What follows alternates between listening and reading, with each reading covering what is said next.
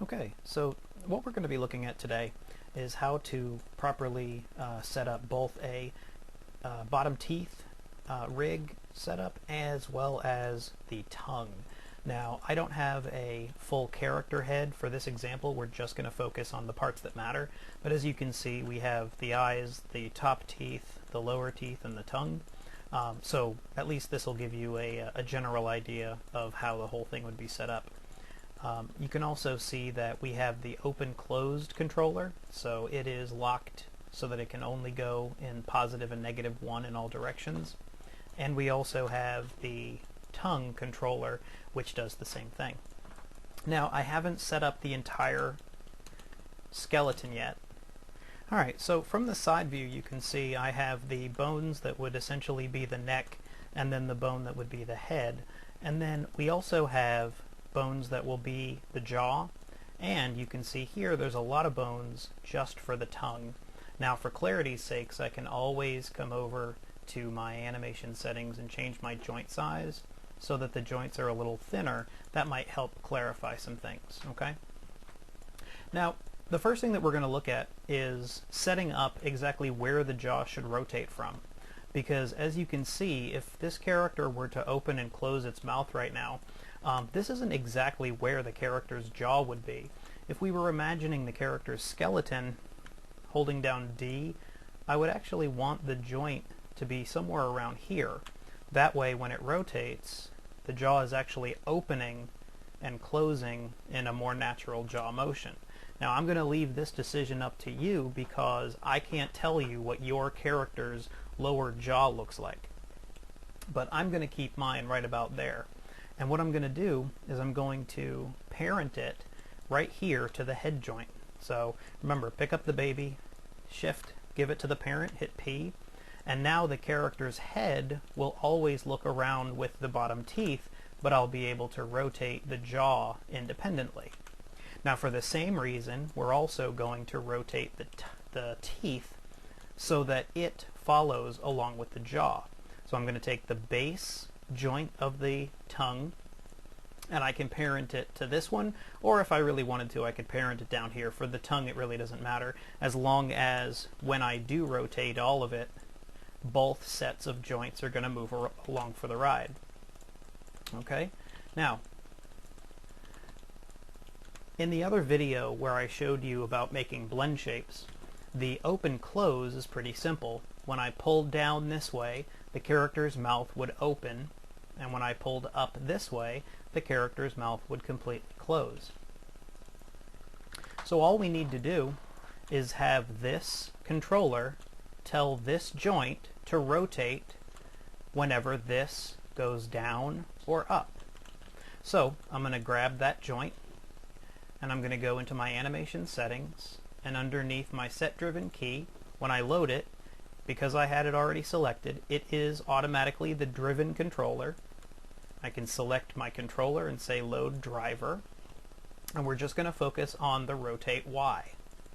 Now, selecting this object, going into my rotates, we can see that it's going to be the rotate Z, because RGB is X, Y, Z. So here's my Z rotation. Now, like always is a good practice with set-driven keys, make sure that the translate Y, or the actual object, is the very last thing selected. Hit key. We see that this turned purple, which is a good sign because it means that whatever I'm doing, whatever I have selected, is now somehow controlling it. So I rotate down.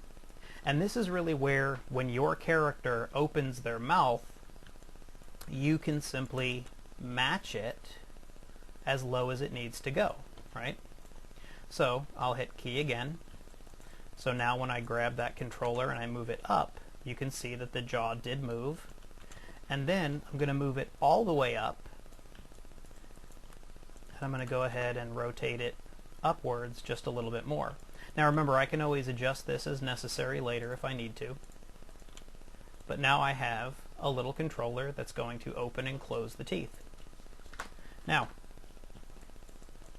the bottom teeth can be bound to this joint, or if you really wanted to, you can simply parent it.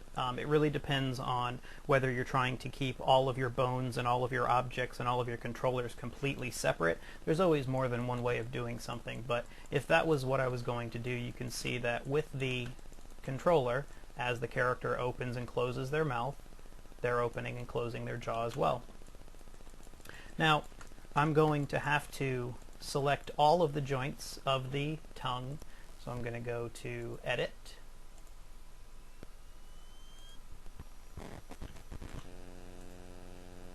and then select Hierarchy. That'll make sure that all of these joints are actually selected. Shift and hold down the tongue, go to Skin, and there's really no reason for me to have a max influence of 5 right now. It's a fairly simple object, so I think 2 and drop off of 2 will be just fine. Closest distance, we're just going to deal with the selected joints for this, and we're going to make sure that it's set to interactive so that our paint weights are a little easier to control. Alright, so now that all that's taken care of, I can move this up and down, and sure enough, the teeth and the tongue are moving together. Alright, then what we're going to do is we're going to create a driver-driven setup for all the joints of the tongue. Now, the last joint here you may not want to do. That way the base of the tongue is told to not really move around while everything else is. Okay, so with those selected, I'll hit Load the Driven, select my tongue, and say Load the Driver. And what this is going to do, we're going to want, in some cases, X, and in some cases, Y. But let's just do the the tongue curling up and down right now. So what I'll do is I'll highlight all of these, move into my rotation to make sure that I understand which direction I'm trying to go in. And again, RGB is X, Y, Z, and we saw that that was the Z rotation for up and down. So the last thing that I have selected is the control curve. I hit key, and then I move up. I grab my tongue joints and I rotate them up. Now I like to go a little further than I think I might need. That way I always have more and not less. And then I hit key. And then for the down, you can do a couple of different things depending on what your character needs to do. One way you can do it is to bend it down and then create a setup where if the character was supposed to stick their tongue out, you would have to scale or in some way have the joints translate forward to create that shape. Another way that you can do it is if the character is going to more or less stay inside of their mouth, we can actually rotate in a little bit of a different way. So what I'll do is I'll grab some of these joints and rotate them up, and then grab the tip of the tongue, rotating it down so that it's actually creating a lift and a draw back. So you can see that that actually can sometimes be very useful depending on what kind of animation you need. So either of those two work just fine. It all depends again on what your character's needs are.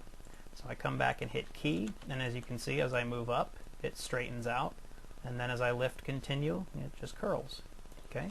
So then we need the other half. We need the other direction. So that's going to be the Y. So it's going to be rotate Y.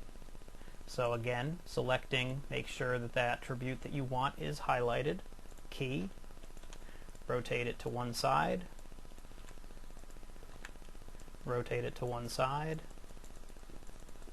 You might want the back half to be a little less rotated than the front, so we can just bring some of that back a little bit to make it feel a little bit more natural. There we go. Make sure that the controller is the last thing you have selected. Key it. And then just do the same thing to the other side.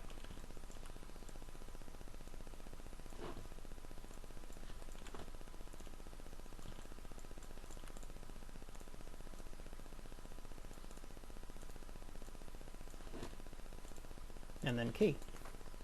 So now what we have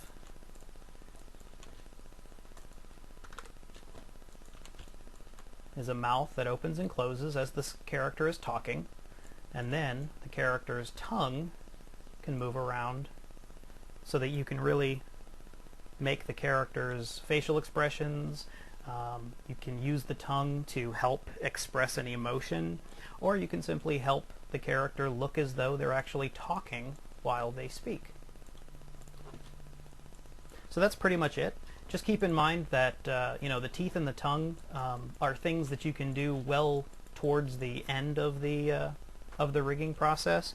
I also want to point out that while the entire head is moving around, we still have eyes and the top set of teeth.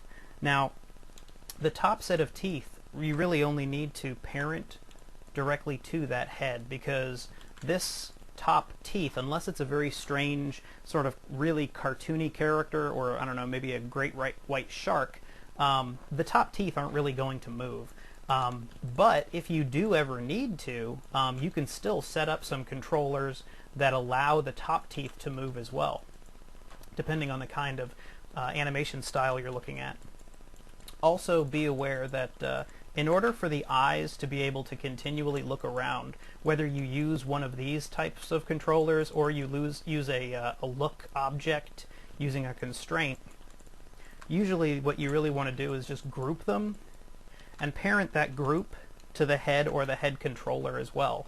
That way the character's geometry is always going to be together.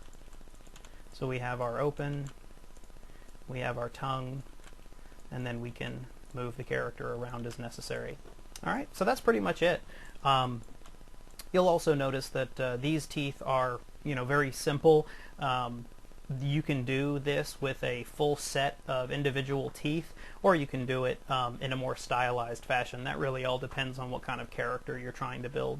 Alright, so thanks for watching, and good luck.